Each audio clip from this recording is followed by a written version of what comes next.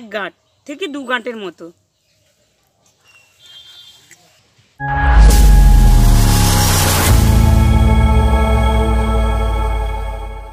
নমস্কার বন্ধুরা, প্রতিদিনের মতো আজকে আবারও চলে এসেছি একটি নতুন ভিডিও নিয়ে। বঙ্গ কিচেন অ্যান্ড ভিলেজ ফুডসের রান্নাঘরে নতুন বন্ধুদের স্বাগত জানিয়ে, পুরনো বন্ধুদের পাশে থাকার জন্য ধন্যবাদ জানিয়ে শুরু করলাম আজকের রেসিপিটা। আর আজকে আমি আপনাদের করে দেখাবো একদম ঘরোয়া পদ্ধতিতে নদীর চিতে ক্যাংড়া দিয়ে একদম অসাধারণ স্বাদের টক মিষ্টি চাটনির রেসিপি। আর এই রেসিপিটা আপনারা বাড়িতে বানাতে চাইলে অবশ্যই ভিডিওটা প্রথম থেকে শেষ পর্যন্ত সম্পূর্ণ দেখুন। কেটে কেটে দেখলে কোথায় কী উপকরণ দিলাম সেই জায়গাটা আপনারা মিস করে যাবেন। তাই অনুরোধ করলাম সম্পূর্ণ ভিডিওটা প্রথম থেকে শেষ পর্যন্ত দেখার জন্য। আর এই রেসিপিটার জন্য তেমন কোনো উপকরণ লাগে না, আমি বানাতে সেগুলো দেখিয়ে দেব। এই গরমের সময় কিন্তু পূর্ণিমা অমাবস্যা তিথিতে এই ক্যাংড়াগুলো প্রচুর পরিমাণে পাওয়া যায়। আর আমি এখানে চিতি ক্যাংড়া দিয়ে এই রেসিপিটা আপনাদের সঙ্গে শেয়ার করলাম। তো আপনারা পুকুরের যে তেলে ক্যাংড়া বা সমুদ্রের যে কাঁকড়া পাওয়া যায় সেই কাঁকড়া দিয়েও আপনারা এই রেসিপিটা বানাতে পারেন, একদম অসাধারণ লাগবে। এই চাটনির রেসিপিটা বানানোর জন্য ঝামেলাও যেমন কম, কিন্তু গরমের দিনে গরম ভাতের সাথে একদম দারুণ লাগে।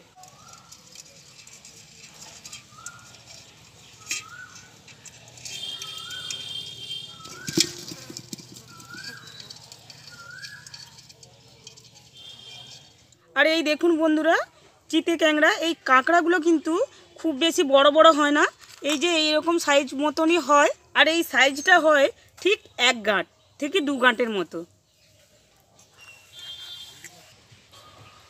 আর এই রেসিপিটা আমি এই যে খোলকগুলো আছে এই খোলক সমেতই বানাবো। আর খোলকগুলো কিন্তু বাদ দিয়ে দিলে কাঁকড়ার স্বাদটা কিন্তু অনেকটাই নষ্ট হয়ে যায়। রেসিপিটার জন্য প্রথমে আমি উনুনটা ধরিয়ে নেব।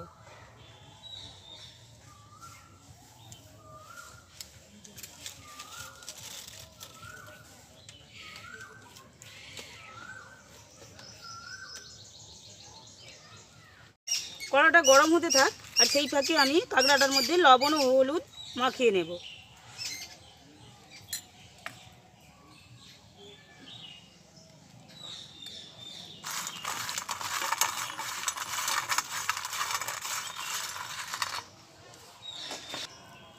আর আগে থেকেই আমি বেশ কিছুটা তেঁতুল ভিজিয়ে রেখেছিলাম,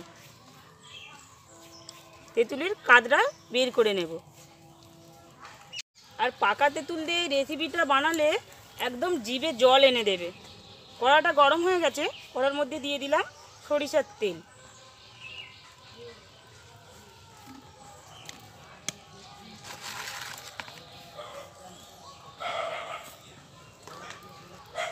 দিয়ে দিলাম হাফ চামচের মতো কালো সরিষা।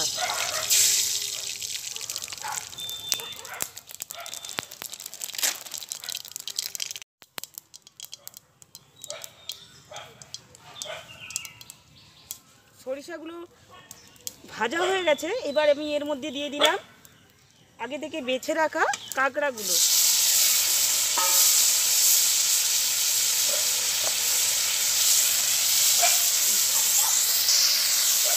এবার আমি কাঁকড়াগুলোকে উল্টে পাল্টে ভালো করে ভেজে নেব।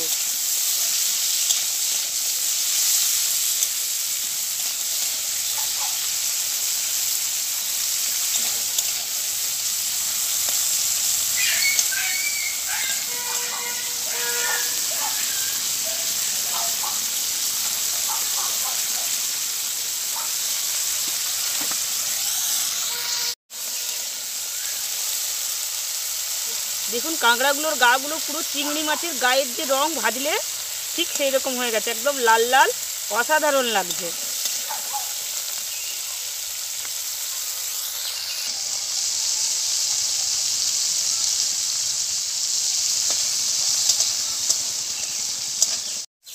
আর বন্ধুরা, এই যে চিতি ক্যাংড়ার খোলসগুলো এইগুলো নরম বলেই আমি খোলক সমেত নিয়েছি। আর আপনারা তেলে ক্যাংড়া বা সমুদ্রের ক্যাংড়া কিন্তু নিলে তখন খোলসগুলো বাদ দিয়ে দিতে হবে। কাঁকড়াগুলো আমি 2-3 মিনিট তেলের মধ্যে ভেজে নিয়েছি। এবার আমি এর মধ্যে দিয়ে দিলাম তেঁতুলের কাদ।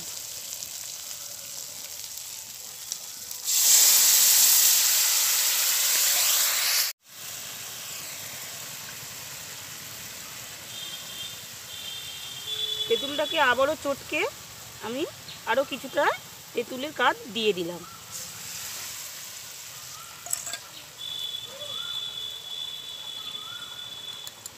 দিয়ে দিলাম পরিমাণ মতো লবণ।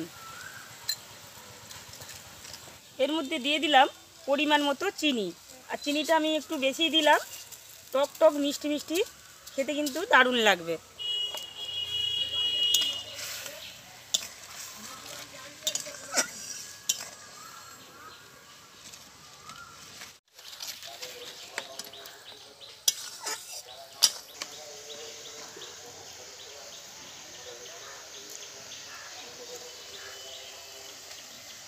উফ, কি গন্ধ উঠছে বন্ধুরা, দেখুন কাঁকড়া কাঁকড়া। উফ, যা ভাত সাঁটানো যাবে না এটা দিয়ে। আর রেসিপিটা আমার হয়ে এসেছে। আর টকের যে গ্রেভিটা, সেই গ্রেভিটা কিন্তু ঘন হয়ে গেছে। এবার এটাকে আমরা নামিয়ে নেব। আর এরকমই সব নিত্য নতুন রেসিপিগুলো পাওয়ার জন্য আমার চ্যানেলটি সাবস্ক্রাইব করুন এবং পাশে থাকা বেল আইকনটি ক্লিক করে অল লেখাটি সিলেক্ট করুন এবং শেয়ার করুন আত্মীয় বন্ধু পরিজনদের সাথে, যাতে তারাও আমার পরিবারের সদস্য হয়ে উঠতে পারে।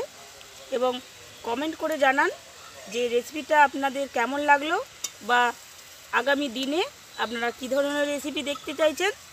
আর ভিডিওটা ভালো লাগলে অবশ্যই একটা লাইক করে দেবেন। ধন্যবাদ আপনাদের মূল্যবান সময় আমাকে দেওয়ার জন্য। দেখা হচ্ছে অন্য কোনো ভিডিওর সাথে। আপাতত ভালো থাকুন, সুস্থ থাকুন, সুরক্ষিত থাকুন, সর্বদা আমার পাশে থাকুন।